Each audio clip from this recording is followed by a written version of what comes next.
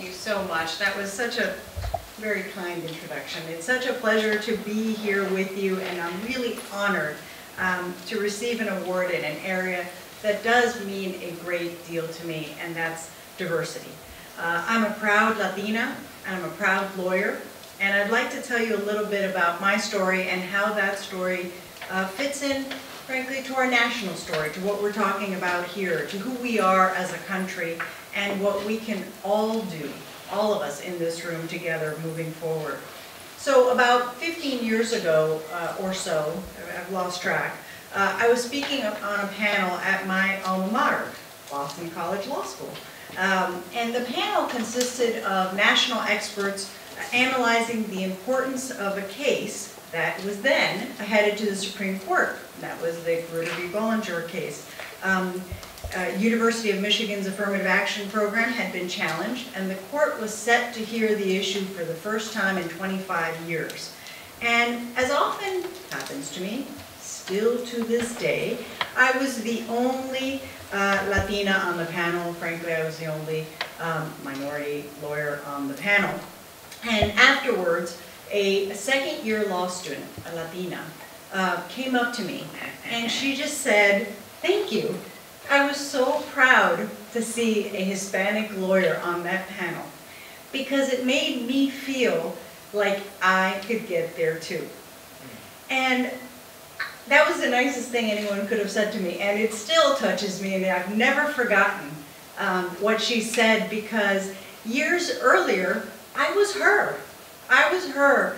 I grew up here in Miami, and I was, thousands of miles away from my own family, pursuing the American dream through education, the first in my family to do so.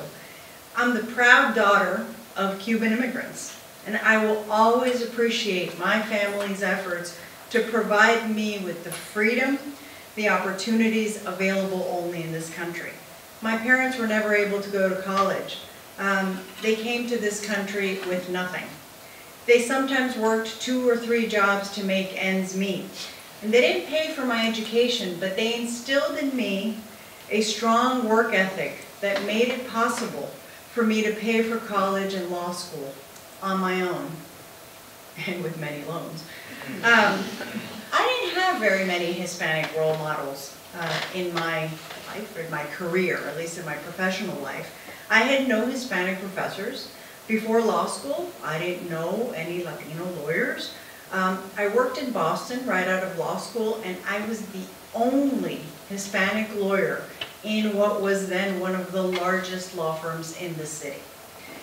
The legal profession, I think, is an excellent career choice for those interested in participating in the most important debates in our society, and you've heard from many people who are doing so. The legal profession also allows you to balance your professional achievements with public service. And I think it's important for lawyers not only to develop successful practices, but to be active in their communities, active in community service. That's what I've tried to do. I've now been a lawyer for almost 25 years, and I can't imagine having done anything else. I've worked hard. I've tried to never let obstacles stand in my way to hold me back. And I've been blessed with tremendous opportunities and unique experiences and people who believed in me. And I am very, very grateful. And none of it would have happened if my parents had not come to this country, had taken that courageous step to learn a new language and essentially start over. They fulfilled the American dream.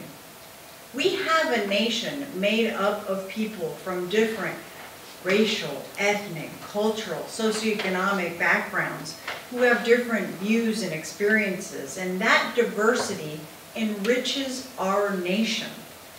But that diversity is often lacking in many, many places in our society. The legal profession is sadly no exception. The number of minorities who are law firm partners, law school professors, district attorneys, federal prosecutors, general counsels, judges, all of those numbers remain quite small. And what's worse is some of those numbers have either been flat or in some cases have actually been declining over the last decade. So the generations ahead of us, and certainly ahead of me, broke ground and made tremendous achievements. We owe them a debt of gratitude, but there's still a lot of work to be done. Now, part of my contribution, a small part, was the work on the University of Michigan case on Honoree Bollinger. And I know you've heard about some of it in one of the panels earlier today. So I'd like to tell you just a little bit about that case, because it began in 1997 when no one thought that the case could be won. See, a year earlier, the Federal Appeals Court in Texas had ruled that colleges and universities were prohibited from considering race or ethnicity in making admissions decisions. That ruling ended affirmative action in Texas, Louisiana, and Mississippi. And not just in college admissions, but it meant the end of many scholarships and diversity programs. That case was called Hopwood versus University of Texas. And Hopwood was a devastating blow to diversity in higher education. The numbers were not big to begin with, but after Hopwood, the number of African American and Hispanic students at the University of Texas plunged to virtually nothing. African American enrollment at the law school, for example, fell from the whopping 7% that it had been to 1%. Many thought that the Hopwood decision marked the beginning of the end of all diversity programs in higher education.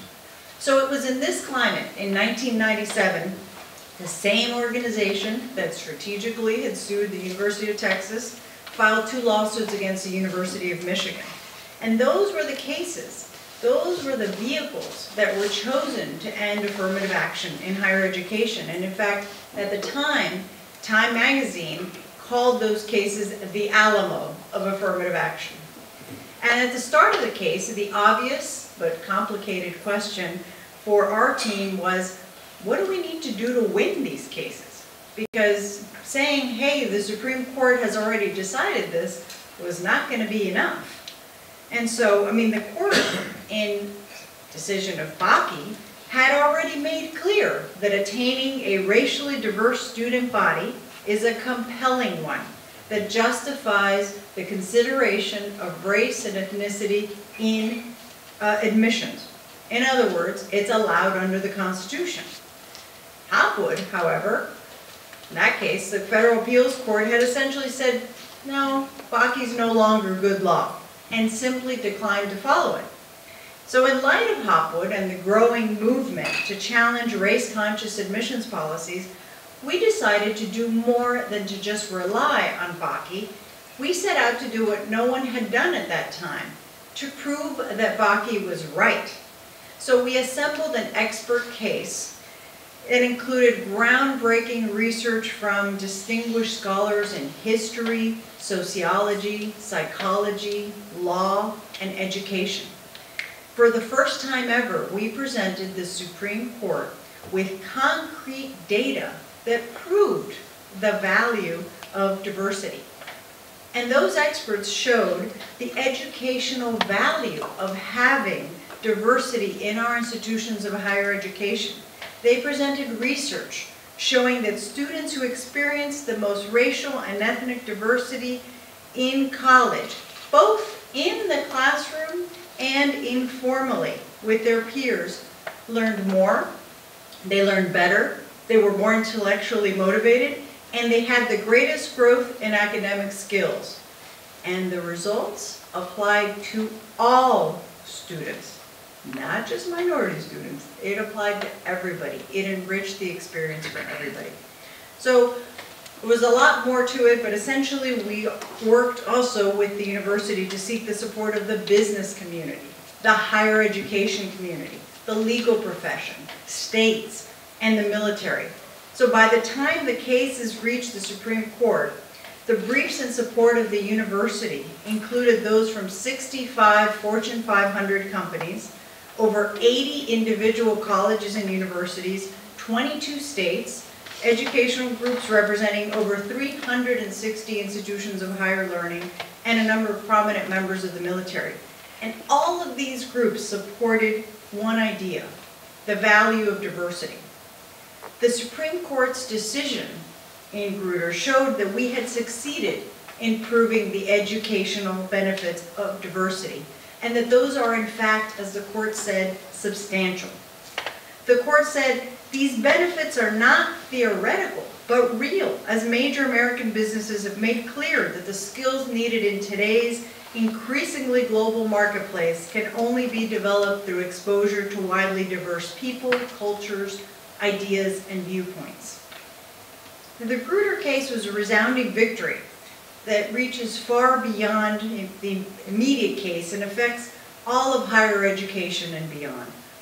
The Supreme Court said in its ruling that effective participation by members of all racial and ethnic groups in the civic life of our nation is essential if the dream of one nation, indivisible, is to be realized.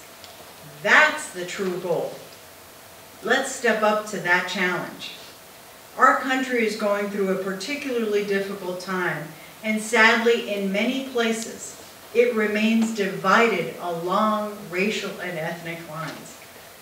In the later University of Texas case, because they kept going, trying to dismantle this, and lost, the Supreme Court said that diversity in higher education promotes cross-racial understanding, helps to break down racial stereotypes, and enables students to better understand persons of different races.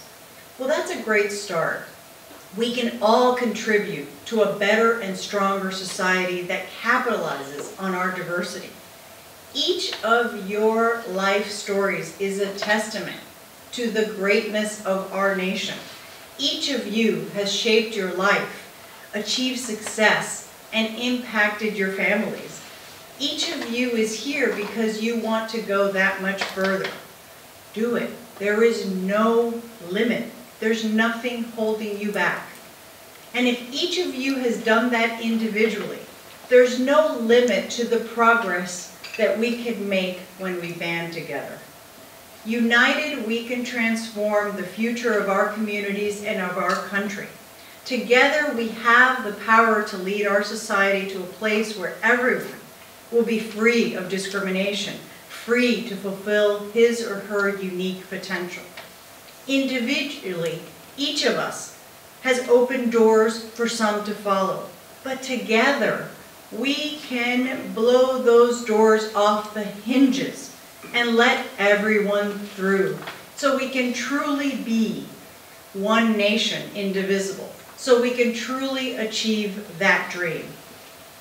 As the great Cuban poet José Martí said, con todos y para el bien de todos, with everyone and for everyone's benefit. I believe in you, and I believe in the great things that you can do and that we can all do together. Thank you.